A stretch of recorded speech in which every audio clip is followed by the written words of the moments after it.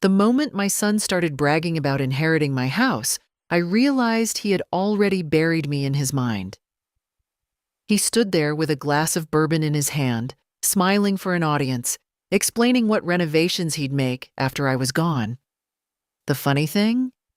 Just 8 hours earlier, I'd signed papers making sure he would never own a single inch of it. Good to see you all. I don't know about you, but the second someone starts planning your funeral while you're still chewing your dinner, something is already very wrong. I'm Bernadette Winslow. I'm 75 years old. I have arthritis in both knees, a stubborn streak that survived 3 decades of marriage, and a Victorian house on Juniper Road that apparently became more valuable to my son than I ever was. The night everything finally cracked started at a restaurant called the Copper Lantern. Now, if you've never been there, imagine dark walnut walls, brass chandeliers, and waiters who pronounce mashed potatoes like they're serving caviar. The kind of place where people order things because they're expensive, not because they actually want to eat them. My son Derek had insisted on the dinner. Family gathering, he called it. Important people will be there, he said. That should have been my first warning. Whenever Derek used the phrase important people, it usually meant people with money. I arrived 5 minutes early. Old habit. My late husband Arthur used to say that if you're on time, you're already late. The hostess led me to a private dining room at the back. Derek was already there. So was his wife Marlene. Their daughter Paige sat quietly near the end of the table, scrolling through her phone. Across from them sat Tobias Rusk, a local realtor whose smile always reminded me of a man checking the size of your wallet while shaking your hand. The moment I walked in, Derek looked me up and down. "Mom," he said, "you actually wore that." I looked down at my navy blue jacket. "I've owned it longer than you've owned your personality." Paige snorted into her water. Derek didn't laugh. Marlene definitely didn't. I took my seat. For the first 20 minutes, things stayed civil. Too civil, like actors waiting for the real scene to start. Wine arrived. Then appetizers. Then more wine. Tobias started talking about real estate. That was warning number 2. You see, Derek worked in insurance, not property development. Yet somehow, every conversation that evening kept drifting toward my house. The Winslow house. The house Arthur and I bought 43 years ago. The house where Derek learned to ride a bicycle. The house where Paige baked cookies with me every Christmas. The house where Arthur died peacefully in his favorite chair 9 years earlier. Properties with acreage are becoming rare, Tobias said casually, especially inside town limits. Derek nodded. Exactly. I quietly cut a piece of roasted chicken. Tobias continued. Developers are paying ridiculous money right now. Some of those old estates can be transformed into boutique inns. Marlene smiled. Or wedding venues. Derek leaned back. That's what I've been saying. I noticed something strange. Nobody at the table was talking about my house like it belonged to me. They talked about it like it was already inventory, already available, already transferred. I kept eating. Sometimes silence tells you more than questions. The conversation rolled on. Property values, tourism, historic renovations, tax benefits. Every road somehow led back to Juniper Road, back to my home. Then Tobias made a mistake. He asked Derek, "Have you settled on what you'd keep and what you'd tear down?" I stopped chewing, not visibly, just enough. Derek answered immediately. "The winter garden goes." Marlene nodded. "Definitely." My hand tightened around my fork. The winter garden. Arthur spent 2 summers building it. Every pane of glass had passed through his hands. Every cedar beam had been measured twice because he never trusted himself the first time. When he finished it, he stood there covered in sawdust and said, "Now we'll grow old somewhere sunny." And now my son wanted it demolished. Without even asking, without even pretending. The workshop too, Derek continued. Waste of space. The land behind it could fit 6 luxury guest suites. My appetite disappeared. Not because I was angry, not yet, because suddenly everything made sense. The surprise dinner, the realtor, the fake smiles, the expensive restaurant. They weren't celebrating family. They were discussing future assets. My future assets. A waiter arrived carrying another round of drinks. Derek raised his bourbon. "Actually," he said, grinning, "I've got a toast." Everyone looked at him. He stood, straightened his jacket, and smiled like a man already cashing a check. To family. Glasses lifted. To hard work. More nodding. Then came the part he should have kept inside his head. To the Winslow house. Tobias grinned. Marlene grinned. Even before he finished, I knew what was coming. The inheritance that will finally put this family ahead. The room filled with polite laughter. Someone clinked a glass. Someone said, "Here, here." And my son stood there smiling. Not one word about me. Not one word about Arthur. Not one word about memories. Just inheritance. Property, money, square footage. I looked around the table. Paige had stopped smiling. Even she looked uncomfortable. Derek didn't notice. He was enjoying himself too much. Then he added the sentence that changed everything. "Once Mom's gone, we'll finally be able to do something useful with that place." The silence afterward lasted maybe 2 seconds, but it felt much longer.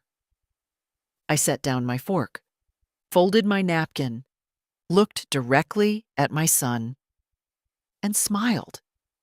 Because 8 hours earlier, I'd walked out of Attorney Vivian Calder's office carrying a signed copy of documents that would destroy every plan Derek had spent years building. I took a sip of iced tea. Then I said 4 simple words. "About that, Derek." His smile froze, and for the first time all evening, he looked nervous. The look on Derek's face was worth every mile I'd driven that morning. Not because I enjoy humiliating people. I don't. At 75, revenge sounds exhausting. But there is a special kind of satisfaction in watching someone realize they've been counting money that was never theirs. "About what?" Derek asked. The confidence was still there, but it had cracked around the edges. I dabbed my lips with a napkin. "The house." Nobody spoke. Even Tobias stopped smiling. Derek laughed awkwardly. "Mom, what are you talking about?" I tilted my head. "The fact that you're discussing renovations to property you don't own." Marlene crossed her arms. "Technically, it'll be his someday." There it was. Not if, not hopefully, not many years from now.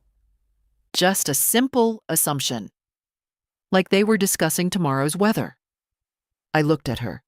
"No, dear, it won't." The table went silent. Derek leaned forward. "What does that mean?" "It means the house is no longer part of your inheritance." Paige looked up immediately. Tobias blinked. Marlene frowned, and Derek laughed again. Only this time, nobody joined him. "Okay, seriously." "I'm being serious." I opened my purse and removed a folded document. Not the entire packet, just enough. The heading alone changed the atmosphere. Vivian Calder's law firm wasn't exactly unknown in Briar Glen. People noticed that name, especially people who dealt with property. Tobias practically stopped breathing. Derek grabbed the paper. His eyes scanned the first page, then the second, then the first again. Color slowly drained from his face. What the hell is this? A charitable trust. The words landed like bricks. Marlene sat upright. A what? A charitable trust. I took another sip of tea. The house has been transferred. Derek stared at me. No. Yes. You can't just... I can. His voice rose. You gave away the house? I did. Tobias suddenly found his water glass fascinating. Smart man. He already understood this conversation was becoming dangerous.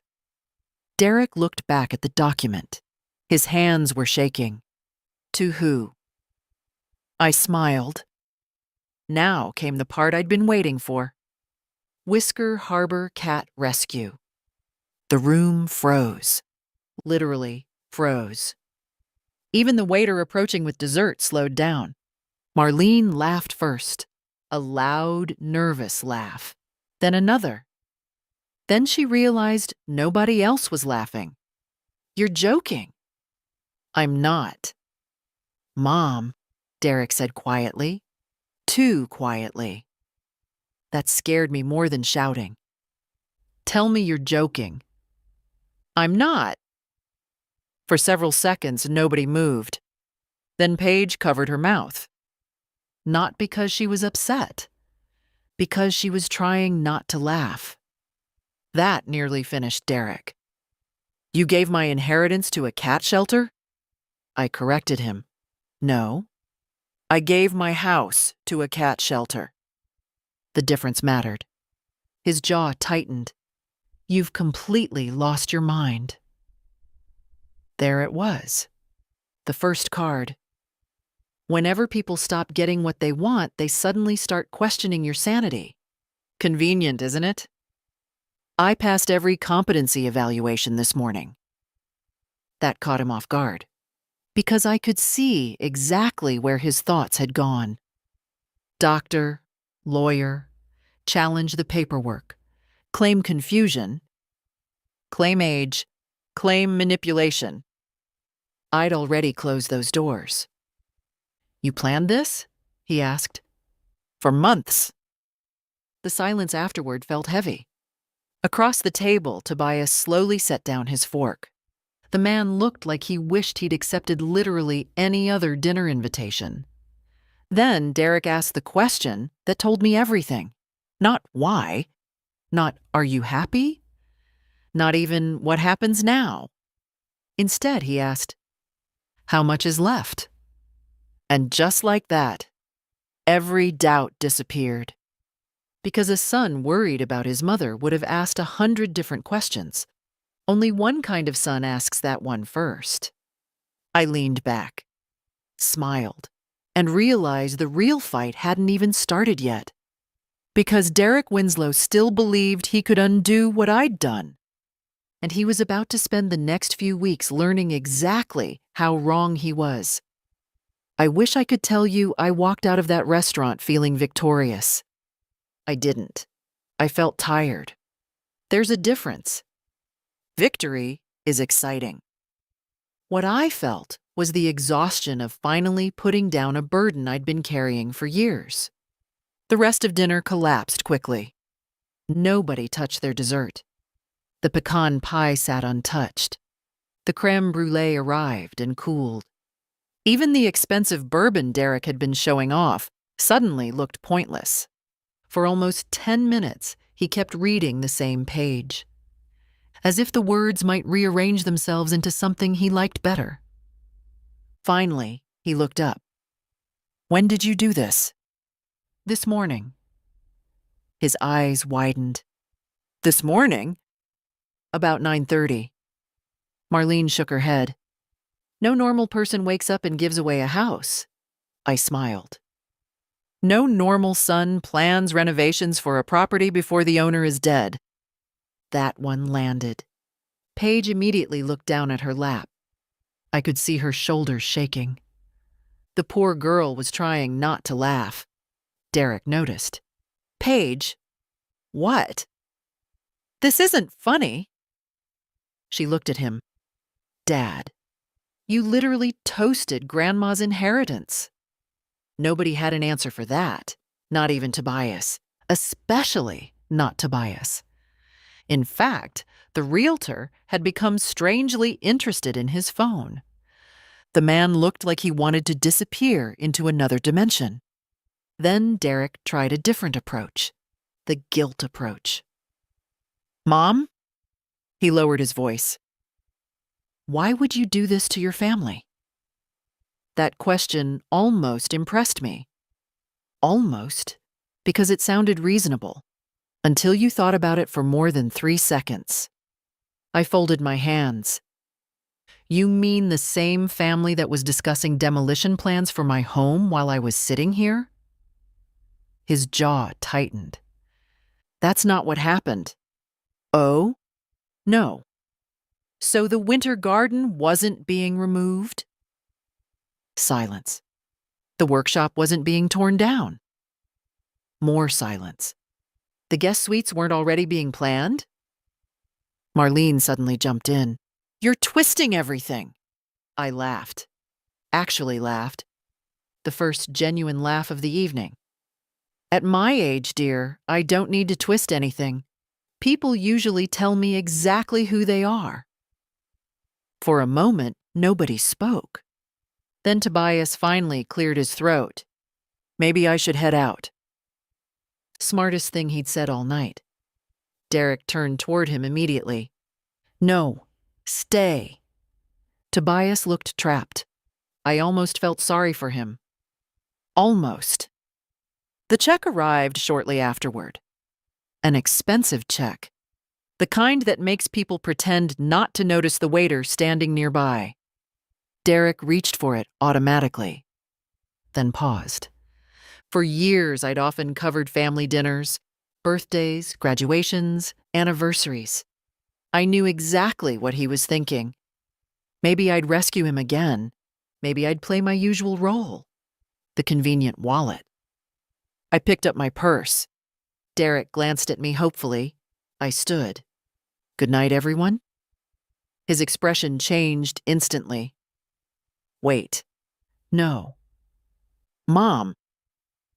You seem to have everything under control. The waiter remained perfectly still, professional enough not to react, but I saw the corner of his mouth twitch. Derek lowered his voice. You're really leaving? Yes. What about the bill? I looked at him. Really looked at him, and suddenly remembered every loan, every emergency, every favor. Every time I'd said yes, then I smiled. The inheritance should cover it. Even Paige lost the battle at that point. A snort escaped before she could stop it. I walked out of the copper lantern without looking back. The night air felt cool against my face.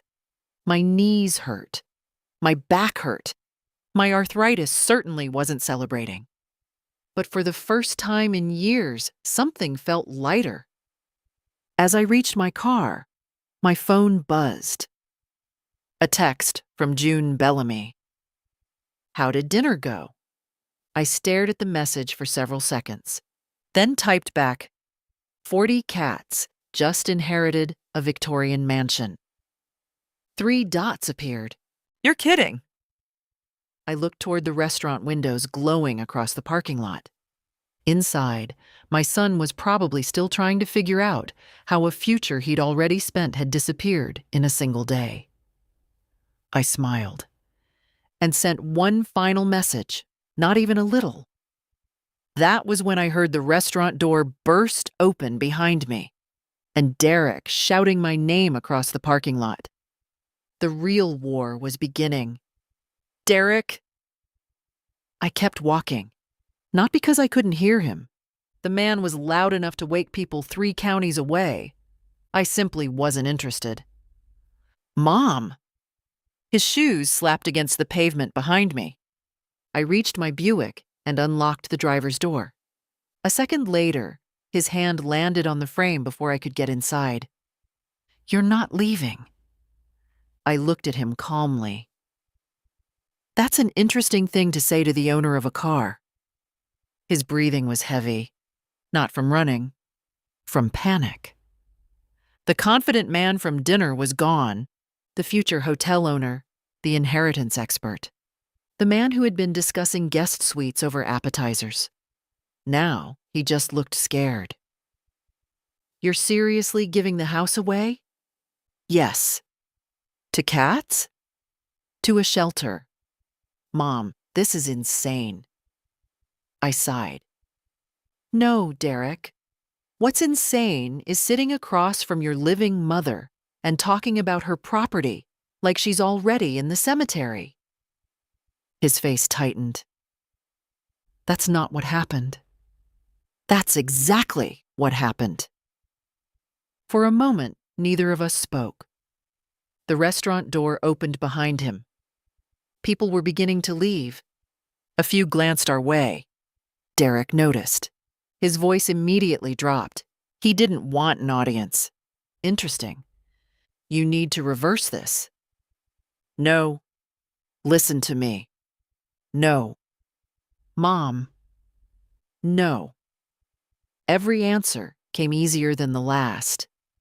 His frustration grew visibly.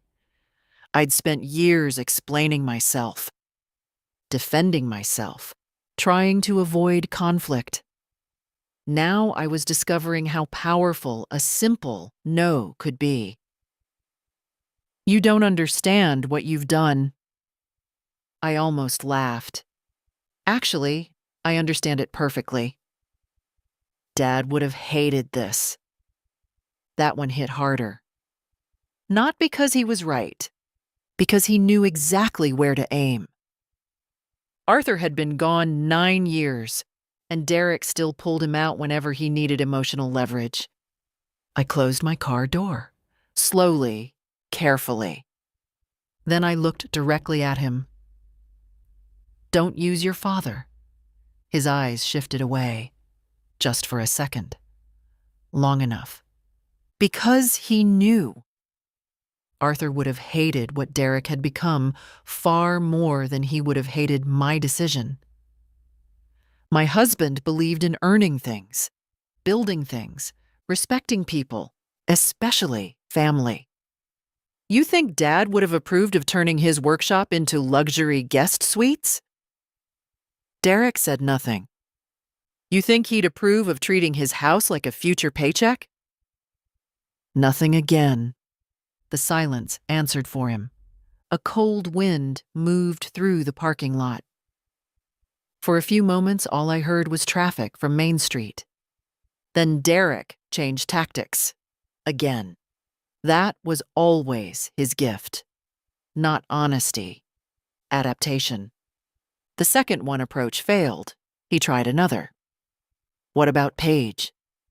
There it was. The granddaughter card. What about her? She'll lose everything too. I stared at him. Actually stared. The nerve of that statement almost impressed me. Paige is 24. So? So if she's counting on my death to finance her future, then I've failed as a grandmother. His mouth opened, then closed. No response. Because Paige wasn't counting on anything. Derek was. The more we talked, the clearer it became. This was never about family security. It wasn't even about the house. It was about losing control of an asset he'd already mentally spent. Then my phone buzzed. June Bellamy. I answered. Bernadette? Her voice sounded nervous. Everything okay? I looked at Derek standing 3 feet away. Depends on your definition. A pause. Then June lowered her voice. I just got a call. My stomach tightened slightly. What kind of call? Someone asked if the shelter had legal ownership of your property. I looked directly at my son. His expression told me everything. The call hadn't come from curiosity. It had come from strategy. The war had officially started. June continued. The caller wanted copies of our paperwork. I nodded slowly. Did you give them anything? Of course not.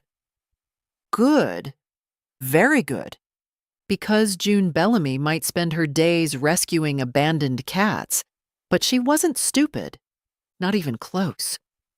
After I ended the call, Derek already knew I'd figured it out. You called them.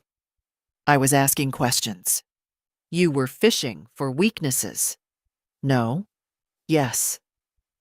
His jaw tightened. Then he said something that finally erased the last traces of sympathy I still had for him. If you keep going with this, don't expect me to help you when you're older. For a second, I just stared. 75 years old, arthritis, blood pressure medication, reading glasses in every room. And somehow, my son thought that threat would scare me.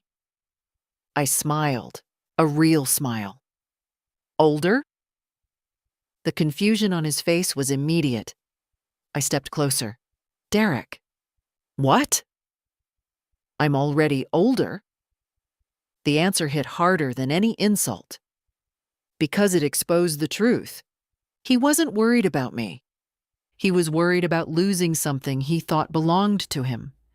And for the first time all evening, he seemed to realize I wasn't backing down.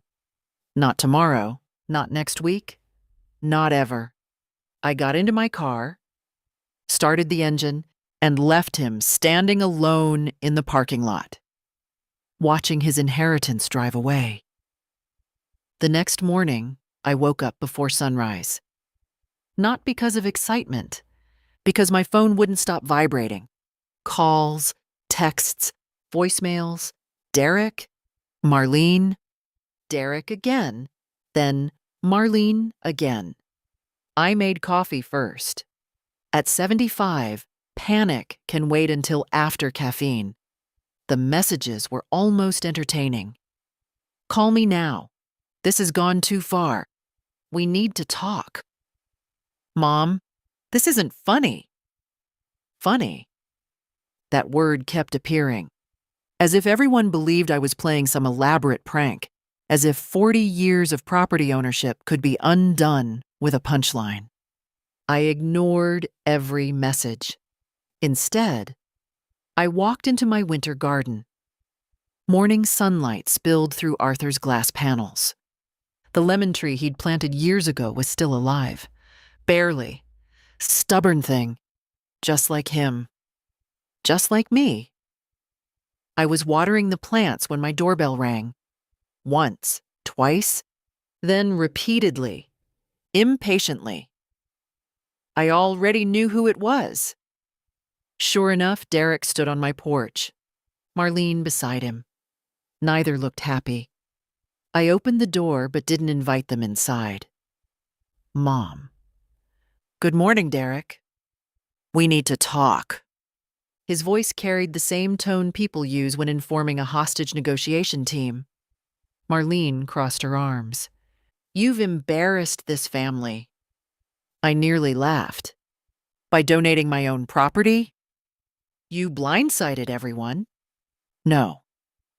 I shook my head. You blindsided yourselves. That answer didn't help. Derek stepped closer. Let's be rational. Whenever someone begins a sentence with "let's be rational," irrational nonsense usually follows. You made your point, he said. Now reverse it. No. Marlene exhaled sharply. You're acting emotionally. I looked around my porch, the hanging ferns, Arthur's wind chime, the old rocking chair. Then back at her. Actually, I spent 6 months planning it. Neither of them liked that answer, because emotional decisions can be challenged. Careful decisions are much harder to attack. Derek rubbed his forehead. What exactly did we do to deserve this? That question surprised me. Not because he asked it, because he genuinely seemed confused. As if the answer wasn't obvious. As if last night's dinner had happened to someone else. I looked directly at him. You stopped seeing me. Silence.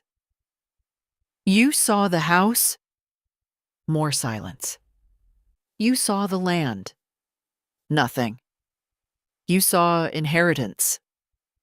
Derek's eyes shifted away, and there it was, the truth, not spoken, just exposed. A long moment passed, then another. Finally, I smiled. Not cruelly, just honestly. You know what's funny? Neither answered. The cat shelter treats me more like family than my own family does. That landed hard, because neither one could argue with it. And for the first time since arriving, Derek looked worried for a reason that had nothing to do with money. Because deep down, he knew I meant every word. By noon, half of Briar Glen seemed to know what I'd done. Small towns are like that. A secret can travel faster than Wi-Fi. I spent most of the morning at Whisker Harbor Cat Rescue, helping June move supplies into a storage room they'd recently rented. Nothing glamorous, just boxes of blankets, cat food, medication, and enough litter to survive a minor apocalypse. Frankly, it was more enjoyable than talking to my son. June was labeling shelves when her phone buzzed. She glanced at the screen, then sighed. Derek, again? I asked. She nodded. Third time. What does he want now? He keeps asking for a meeting. I wasn't surprised. People become very interested in communication when they realize they're losing. June set the phone down. I haven't answered. Good. She smiled. You know, most people donate money. I laughed. Most people don't have Derek. That earned a genuine laugh. A few nearby volunteers looked over. One of them, an older man named Warren, nearly dropped a bag of kibble from laughing. The shelter wasn't fancy. Old floors, old walls, old furniture. But there was something peaceful about it. Nobody there cared what was in my will. Nobody cared how much my house was worth. Nobody cared about future inheritance. The cats certainly didn't. Captain Pickle climbed into my lap as if he owned the place. To be fair, he behaved that way everywhere. My phone buzzed again. Derek. Ignored, then again. Ignored. Then a text appeared. If you won't talk to me, I'll talk to Vivian. I showed the screen to June. She winced. That sounds expensive. That's because it is. Vivian called her, billed by the hour. And she enjoyed dealing with entitled people far more than she admitted. An hour later, I found myself sitting across from Vivian in her office. The silver dragonfly clip in her hair was there as usual. So was her expression, the one that suggested she already knew everything. He called, she said. How bad? Vivian actually smiled. Your son informed me that you've been manipulated by cat enthusiasts. I laughed so hard, I nearly spilled my coffee. Cat enthusiasts? His words. What did you tell him? I told him I had personally reviewed every document, every medical evaluation, every witness statement, and every recording. She took a sip of tea.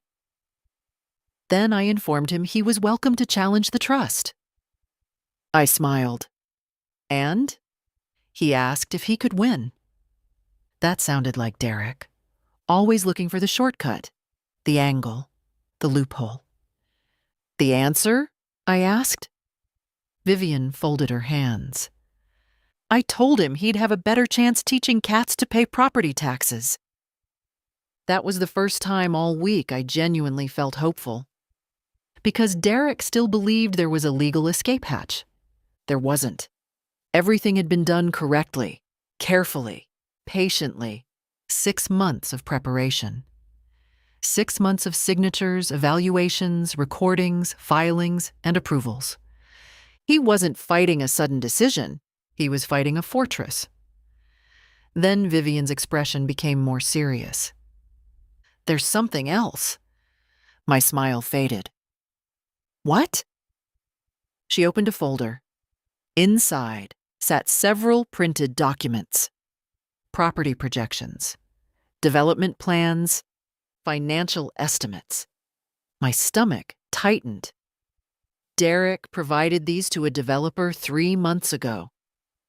I stared at the pages, luxury suites, event venue concepts, projected revenue, future sale estimates, my house, my land, my workshop, my winter garden, every inch of it, already calculated, already priced, already sold in his mind. For several seconds I couldn't speak, not because I was shocked, because seeing it on paper hurt more than hearing it at dinner. Vivian watched me quietly. Finally, I exhaled. He really thought it was his. She nodded. Looks that way. I stared at the documents, then slowly closed the folder. Vivian raised an eyebrow. No, he didn't think it was his. I stood up. The realization hit me all at once. He thought I was already gone. And somehow, that felt even worse. 3 days later, Derek stopped pretending this was about family. The mask finally slipped. Until then, he'd been cycling through every version of the same argument. Think about Paige. Think about the family. Think about your legacy. Funny thing about manipulation, eventually, people run out of disguises. I was sitting on my porch with a cup of chicory coffee and a crossword puzzle when Paige's car pulled into the driveway. She climbed out looking frustrated. Not angry. Frustrated. There was a difference. Grandma? Morning, sweetheart. She sat beside me. For a moment, neither of us spoke. Then she sighed. Dad's losing his mind. I wasn't surprised. How bad? He spent 40 minutes this morning talking about cat law. I nearly spilled my coffee. Cat law? He was Googling whether animal charities can lose property rights. That sounded exactly like Derek. When reality refused to cooperate, he tried arguing with reality itself. Paige shook her head. I've never seen him like this. I looked at her carefully. Unlike her father, Paige still knew how to feel embarrassed. That gave me hope. What else is going on? She hesitated, then reached into her bag. There's something you should see. She handed me a folder. A thick one. My stomach tightened immediately. What's this? Dad's office paperwork. I looked up. Paige. I know. Her voice was quiet. I wasn't snooping. Then how? He left it open on his desk. That sounded believable. Derek had never been particularly organized. I opened the folder. The first few pages were financial projections. The next pages were property evaluations, then architectural sketches, then projected renovation costs, then projected annual profits. My fingers stopped moving. I recognized the address immediately. Juniper Road. My house, every page, every projection, every calculation. My house. Paige watched my expression change. There's more. I turned another page, and another, then another, each one somehow worse than the last.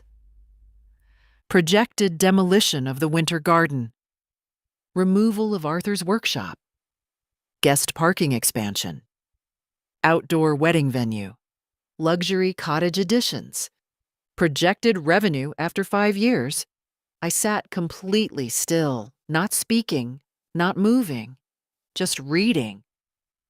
Because suddenly I understood something. Derek hadn't started planning after Arthur died. He hadn't started planning last year, or even 6 months ago. Some of these documents were nearly 3 years old. 3 years. For 3 years, he'd been preparing for ownership of a house that wasn't his. 3 years of treating my future death like a business opportunity. Paige finally broke the silence. "I'm sorry." I looked up. "For what?" "For not seeing it sooner." My heart softened immediately. That wasn't her burden to carry. I squeezed her hand. "This isn't your fault." She nodded, but she still looked miserable. Then she pointed toward one page. "Look at the date." I did. My stomach dropped, because I recognized it. The date wasn't random, not even close. It was the anniversary of Arthur's funeral. The same day I'd spent sitting alone in the cemetery with flowers. The same day I'd cried beside my husband's grave. The same day Derek had apparently been discussing future development plans for the property. For a moment, the anger hit harder than it ever had before. Not loud anger, cold anger, the dangerous kind, the kind that settles quietly. Paige saw it in my face. "Grandma?" I slowly closed the folder, then stood. "What are you doing?" I picked up my purse. "My son wants to treat my house like a business investment." She blinked. "Okay." I looked down the road toward town, toward Derek's office, and toward the consequences he'd been avoiding. Then it's time he learns what happens when investments go bad. For the first time since all this started, I wasn't reacting anymore. I was moving first. And Derek had absolutely no idea what was coming. I drove to Derek's office that afternoon, not because I intended to argue. I'd done enough arguing for one lifetime. No, I went because I wanted to look him in the eye while he still believed he could fix this. His office sat on the second floor of a brick building downtown. Insurance, investments, retirement planning. The irony wasn't lost on me. A man who advised strangers how to secure their futures had spent years gambling on mine ending at a convenient time. Paige came with me. She insisted, partly because she was worried about me, mostly because she didn't trust her father anymore. Neither did I. We found Derek through the glass walls of a conference room. The moment he saw us, his expression changed. Hope.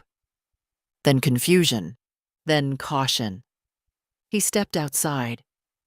"Mom." I handed him the folder. Nothing else, just the folder. His eyes immediately narrowed. "Where did you get this?" Interesting. Not "what is this?" Not "why do you have it?" He already knew exactly what it was. "You recognize it?" Silence. Paige folded her arms. "Dad." His jaw tightened. "Paige, stay out of this." "No." For the first time, she sounded more like Arthur than Derek, calm, direct, uncomfortable for dishonest people. "You've been planning this for years." Derek looked away. That alone answered the question. I tapped the folder. The winter garden. Nothing. The workshop. Nothing. The guest suites. Still nothing. Then I opened to the page with Arthur's funeral date. That finally got his attention. His face lost color.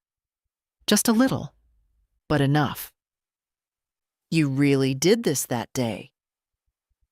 For a second, he couldn't answer. The hallway suddenly felt very quiet. Employees walked by, pretending not to listen. Every one of them listening. Finally, Derek sighed. It was just business. I stared at him. And in that moment, I realized something important.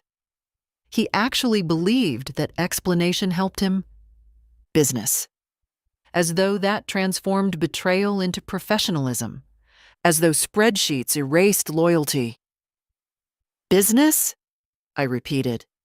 Mom, your father's funeral anniversary. He rubbed his forehead. We were exploring options. While I was at the cemetery. Another silence. Longer this time. Then Paige spoke. Quietly. You were really waiting for Grandma to die. The words hit harder than anything I'd said. Because they came from his daughter. Not me. His eyes widened. That's not fair, isn't it? Paige looked close to tears now. I kept defending you. Derek suddenly looked trapped, cornered. Not by documents, by truth. And that's always harder. Then his phone rang. He glanced at the screen. His expression changed immediately. Panic. Real panic. He answered. Derek Winslow. A pause. Then more silence. Then, what do you mean the deposit? Another pause. His face went pale. Very pale. I didn't know who was calling, but I knew bad news when I saw it. How much? He asked. The answer clearly wasn't small. When the call ended, he just stood there, frozen. What happened? Paige asked. Derek looked at neither of us. The developer. My stomach tightened. North Star. The developer pulled out. Now things made sense. Without the house, there was no future project. Without the future project, there was no investment. Without the investment, the money disappeared. How much did you lose? I asked. He swallowed, then finally admitted it. 40,000. The number hung in the air. Paige closed her eyes. I just stared, because suddenly I understood why he'd been fighting so desperately. It had never been only about inheritance. He'd already spent money he didn't actually have. Money tied to a future that belonged to me. And that future had just vanished. For the first time since all this started, Derek looked genuinely afraid. Not angry, not manipulative. Afraid. And something told me the worst part still hadn't surfaced. Because people don't lose $40,000 without making even bigger mistakes first. I found out what the $40,000 really meant 2 days later. And believe me, it was worse than I expected. Much worse. The call came from Vivian Calder. I was at Whisker Harbor helping June assemble new cat towers. Captain Pickle was supervising from the top shelf like a furry foreman who hadn't approved the construction plans. My phone buzzed. Bernadette, Vivian said, are you sitting down? No. You should. That is never a comforting sentence. I found an empty chair. What happened? Vivian paused, then exhaled. I finally received the documents from North Star Hospitality. My stomach tightened. And the $40,000 wasn't an investment loss. I frowned. What does that mean? It means Derek already spent it. For several seconds, I said nothing. Then, spent what? The advance. The room suddenly felt colder. June noticed my expression immediately. What is it? I held up a finger, still listening. Vivian continued. North Star gave him a consulting advance almost 8 months ago. 8 months, not weeks, months. My grip tightened around the phone. He took money based on a property he didn't own? Correct. Without telling me? Correct. And now they want it back? Immediately. I closed my eyes. There it was, the real panic. The real reason behind the endless calls, the legal threats, the guilt trips, the sudden concern for family. Derek wasn't fighting for a future inheritance. He was fighting a debt he created himself. How bad? I asked. Vivian was quiet. Too quiet. Finally, she answered. 40,000 was only the advance. I didn't like the word only. What else is there? A contract. Of course there was. There was always a contract. I leaned back in the chair. Tell me. The agreement guaranteed future development rights once ownership transferred. My heart sank, because I already knew what that meant. North Star had expected the property, not hoped for it. Expected it. Someone had convinced them ownership was practically guaranteed. And that someone was my son. He promised them the house, essentially. June sat down across from me. She could tell this wasn't getting better. It wasn't. Vivian continued. North Star's attorneys are now arguing they were misled. I laughed once. A short, humorless laugh. Good luck proving they weren't. That appears to be their position. Wonderful. Absolutely wonderful. For years, Derek had treated my house like a future paycheck. Now that paycheck had bounced, and the people holding the receipt were angry. Very angry. That evening, Paige showed up again. She already knew something was wrong. I could tell by the way she walked into the kitchen. Dad got served. I looked up. Already? She nodded. A legal notice. Formal demand, 30 days. The whole thing. For a moment, neither of us spoke. Then Paige quietly sat down. I didn't know. I know. He never told us. I know. Tears filled her eyes. Not because of the money, because of the lie. Because every new fact made the picture uglier. Then she said something that stayed with me. Grandma. What? I think Dad stopped seeing people. I looked at her. He only sees outcomes now. That hit hard, because she was right. Somewhere along the way, Derek had stopped looking at his mother, stopped looking at anyone. All he saw were opportunities, assets, returns, profits, future gains. And now the future he'd built inside his head was collapsing. One lawsuit at a time. But the biggest shock arrived the following morning. Because Vivian called again. And this time, she had discovered something even worse than the money. Something that explained why Derek was suddenly becoming desperate, and why Tobias Rusk had stopped answering his phone. The next call from Vivian arrived at 8:17 the following morning. I remember the exact time because I was standing in my kitchen trying to convince Captain Pickle that my bacon was not community property. The cat disagreed strongly. Bernadette. Vivian's voice was unusually flat. That was never good. What happened? I found Tobias. That got my attention immediately. For nearly a week, the realtor had vanished. No calls, no emails, no explanations, just silence. Where? His attorney contacted me. My stomach tightened. And? Vivian paused. He wants immunity. Now I put the bacon down, because things had just become interesting. From what? The statements he's prepared to make.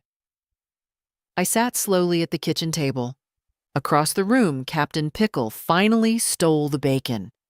I didn't even stop him. Tobias is talking? Very much. About Derek? Mostly. A knot formed in my stomach. Not because I was worried, because I already suspected the answer. People don't hire lawyers because of innocent conversations. What did he say? Vivian took a breath, then delivered the sentence that changed everything. He has emails. I closed my eyes. Of course he did. Every arrogant person eventually creates evidence.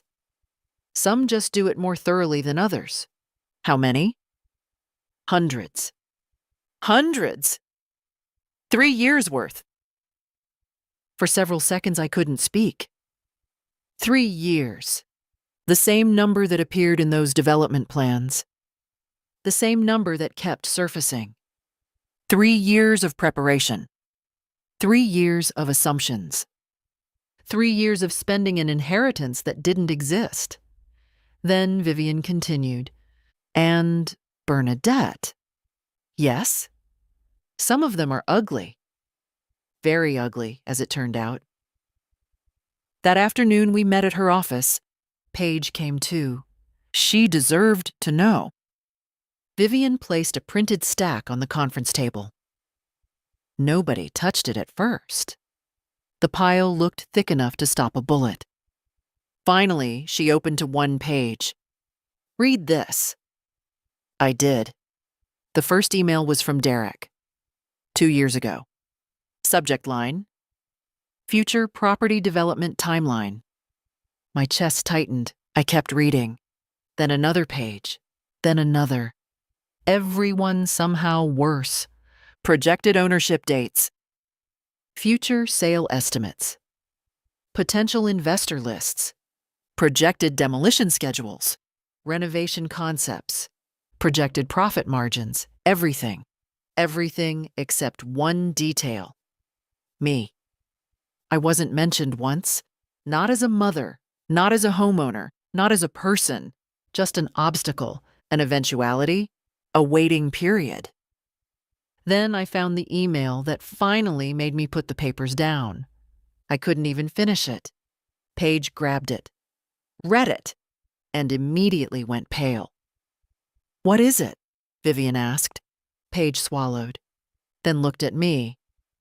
Dad wrote. She couldn't finish. I took the paper back. Forced myself to read the line. Once Bernadette is no longer occupying the property, development can begin immediately. Occupying, not living. Occupying. Like I was a piece of furniture, or a storage container, or a problem waiting to expire. At that moment, the office became completely silent. Nobody spoke. Nobody moved. Then Paige quietly wiped away a tear. I can't believe he wrote that. Neither could I. And yet there it was. Black ink. White paper. No excuses. No interpretations. Just truth. I've seen a lot of family stories, but when a son starts describing his own mother like she's a temporary tenant in her own life, the problem stopped being money a long time ago. That's not greed anymore. That's entitlement with a calendar attached. 3 days later came the city council meeting. The final battle. The approval hearing for Arthur Winslow Memorial Cat Sanctuary. The room was packed. Neighbors, reporters, volunteers, council members, even a few curious residents who had only come because somebody told them a man had lost a mansion to 40 cats. Derek arrived with his attorney. Marlene sat beside him. Tobias appeared too, looking considerably less confident than usual. The hearing began normally. Then Derek made the mistake that ended everything. He stood up, pointed toward me, and said, "That house was supposed to be mine." The room went silent. Completely silent. Even Derek seemed to realize what he'd just admitted. Because for the first time he hadn't talked about family, or concern, or fairness, or legacy. Just ownership. Mine, not Mom's, not Bernadette's. Mine. And everyone heard it. Every single person in that room. I slowly stood, looked directly at my son, and said, "That may be the most honest thing you've said in years?" Nobody laughed. Nobody needed to. The damage was already done. The council approved the sanctuary 15 minutes later.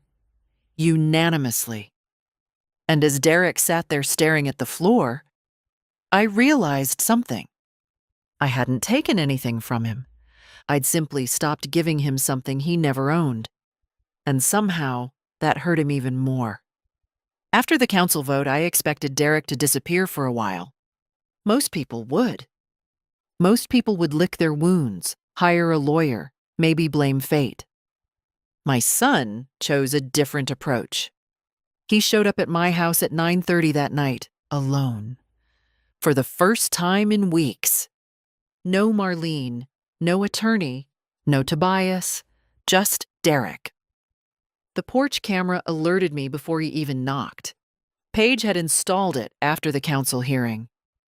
Just in case Grandpa's favorite child forgets his manners, she'd said. Smart girl. I watched him stand there through the app for almost a minute before opening the door. He looked exhausted, older, like he'd aged several years in a few days. "Mom?" I didn't invite him in. "What do you want?" His eyes drifted toward the house, toward the windows, toward the workshop, toward everything he'd spent years planning to own. Then he surprised me. "I messed up." I said nothing. Because after everything that had happened, words weren't worth much. "I know you don't believe me." Still nothing. "And maybe you shouldn't." That was probably the most honest thing he'd said all month. For a few seconds, we stood there in silence. Then he sighed. "The investors want their money." I almost laughed. Not because it was funny, because there it was. The real issue. Again, not our relationship, not family, not regret, money. Always money. They should. He flinched. "I can fix it." "No, Derek." "I can." "No." His jaw tightened. "You don't understand." "I understand perfectly." The porch light cast shadows across his face. For the first time, I noticed how tired he looked, how scared. And strangely enough, I didn't enjoy it. I wasn't happy he'd failed. I was sad he'd become this person. "Mom?" He hesitated, then quietly asked, "Was I really that bad?" The question caught me off guard. Not because of what he asked, because he sounded sincere. Maybe for the first time. I looked at him carefully, then answered honestly, "No." His shoulders relaxed slightly. Then I finished. "You became that bad slowly."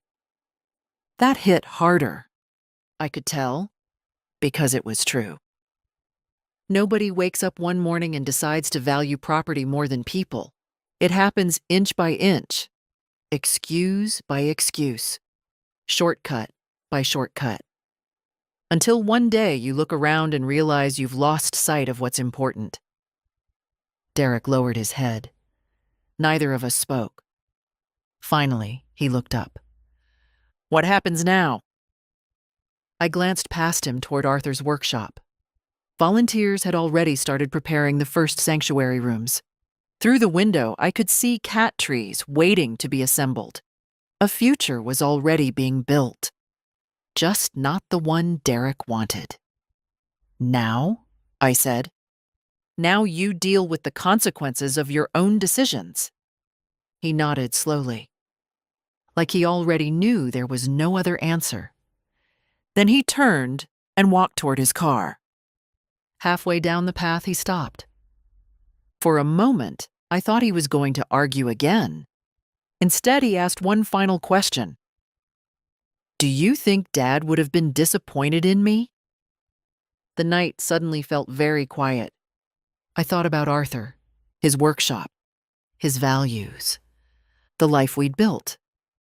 Then I answered, "I think your father would have been disappointed that you forgot what mattered." Derek stood still for several seconds, then got into his car and drove away. I watched the taillights disappear down Juniper Road. Something told me that wasn't the end, because while Derek had finally stopped fighting me, the truth about everything he'd done was only beginning to spread through Briar Glen. And the next surprise wouldn't come from me. It would come from someone much closer to him. 3 weeks later, the first cats moved into Arthur Winslow Memorial Cat Sanctuary. If you'd told me 6 months earlier that my husband's workshop would become home to rescued cats, I would have laughed. Arthur probably would have laughed too. Then he would have started building shelves. The old workshop looked different now. Fresh paint, new flooring, large climbing towers, sunlit resting platforms by the windows. The brass weather vane shaped like a cat had finally been installed on the roof. June cried when she saw it, pretended she wasn't crying. But she was. The sanctuary opened on a Saturday. Half the town showed up. Families, volunteers, local reporters, children carrying bags of cat treats. Even Mayor Ellison stopped by long enough to take pictures with Captain Pickle, who immediately tried to steal the mayor's tie. Some things never change. The article Paige wrote ended up spreading far beyond Briar Glen. It wasn't about me, at least not entirely. It was about protecting elderly homeowners from financial pressure and inheritance manipulation. The story traveled. People shared it, talked about it, recognized parts of their own families in it. And that was when Derek's life became very uncomfortable. Not because I attacked him. I didn't. I never gave interviews criticizing him. Never called him names. Never publicly humiliated him. The truth did all the work for me. People learned about the development plans, the emails, the investor agreements, the assumptions, the inheritance calculations. The phrase, "once Bernadette is no longer occupying the property." That one followed him everywhere, because nobody could forget it. North Star eventually settled with him. It wasn't pretty. It wasn't cheap. And Tobias quietly disappeared from most local business circles. Funny how quickly people vanish when paperwork starts talking. As for Marlene, she moved in with her sister for a while.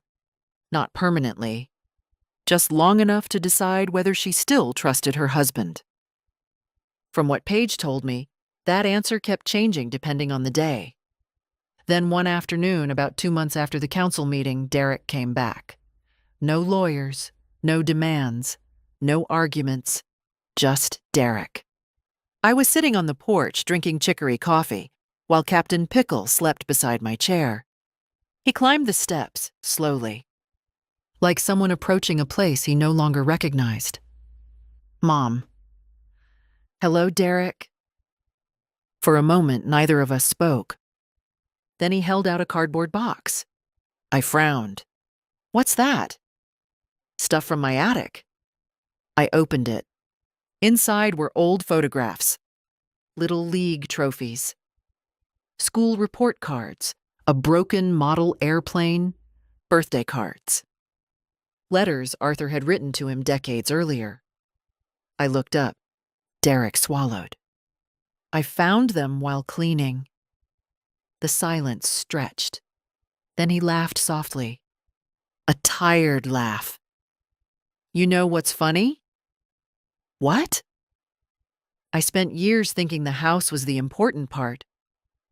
I looked down at the letters, at Arthur's handwriting, at memories nobody could sell, nobody could develop, nobody could inherit properly. Then I smiled. No. He looked at me.